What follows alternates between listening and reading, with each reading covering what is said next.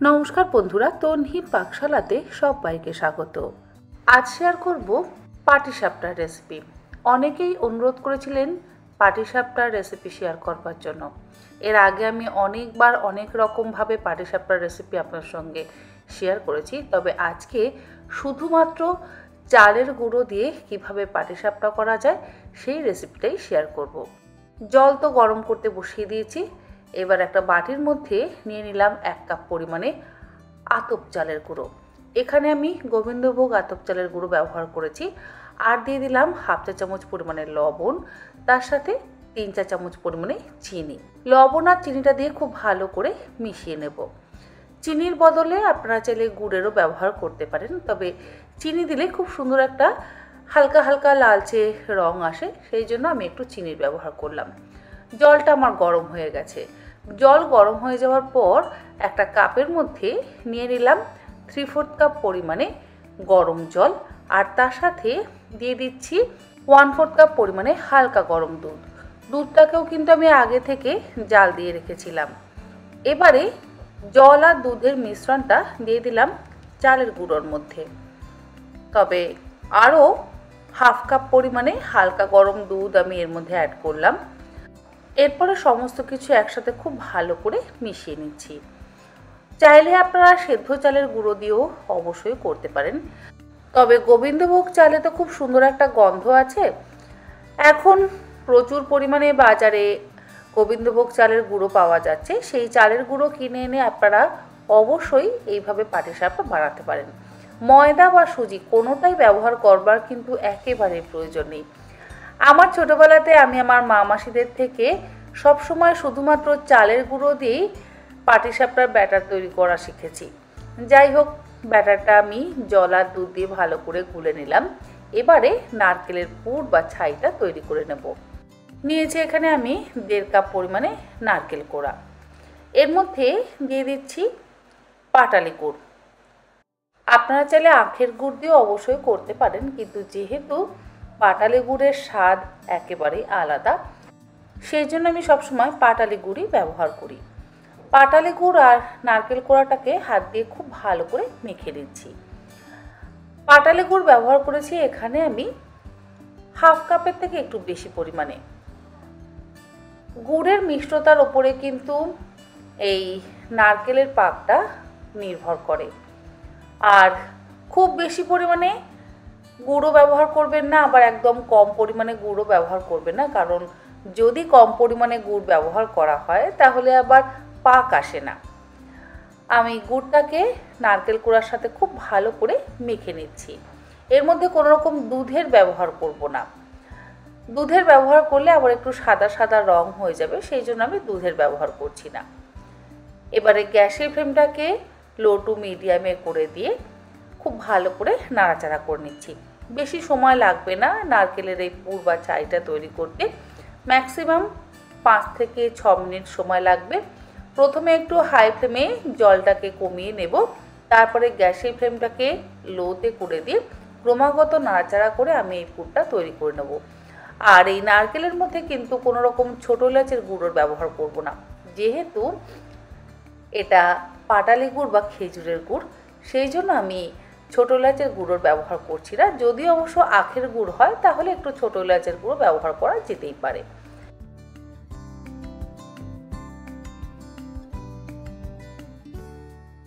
নারকেল আর গুড়ের পাক কিন্তু সুন্দরভাবে হয়ে গেছে।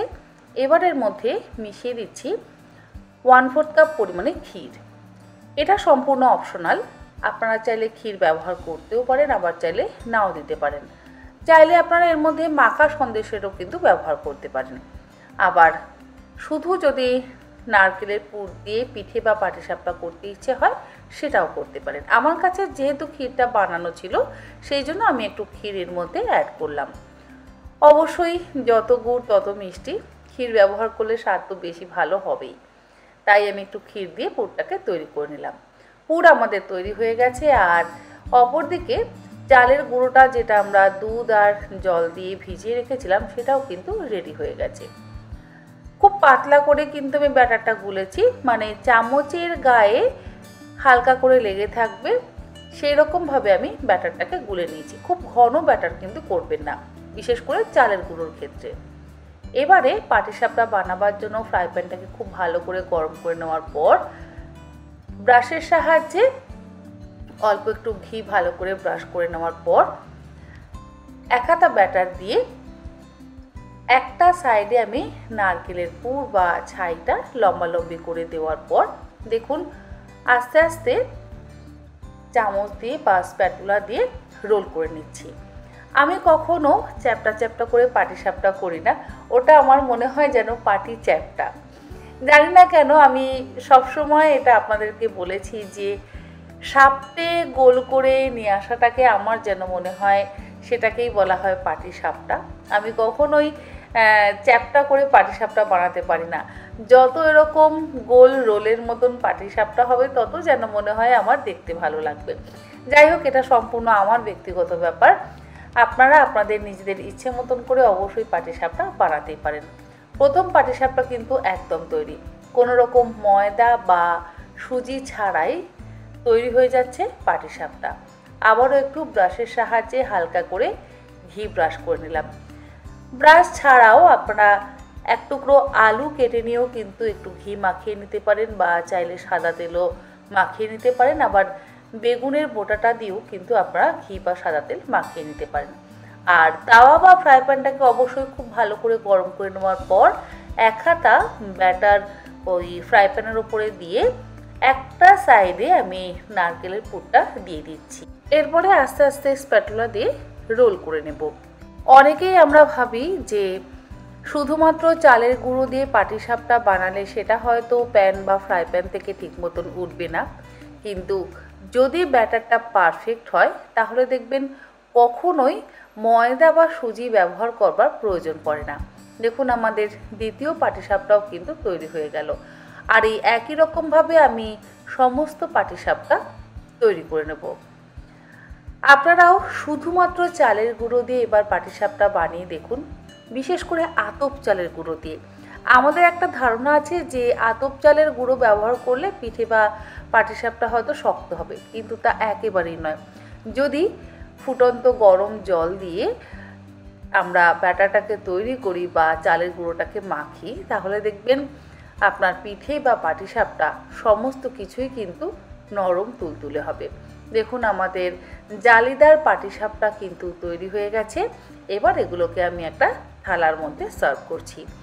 গরম হোক বা ঠান্ডা, এই শীতের দিনে পাটিসাপটা খেতে পছন্দ করে না এরকম মানুষ আমার মনে হয় খুব কমই আছে। আজকের এই জালিদার পাটিসাপটার রেসিপি আপনাদের কেমন লাগলো অবশ্যই জানাবেন। আর আপনারাও যদি শুধুমাত্র আতপ চালের গুঁড়ো দিয়ে নরম তুলতুলে পাটিসাপটা বানাতে চান, তাহলে এই রেসিপিটা ফলো করে অবশ্যই বাড়িতে বানিয়ে নিতে পারেন। আজ তাহলে এই পর্যন্ত, আবার হাজির হয়ে যাব অন্যদিন অন্য কোনো নতুন ধরনের রেসিপি নিয়ে। ভালো থাকবেন, সুস্থ থাকবেন, ধন্যবাদ।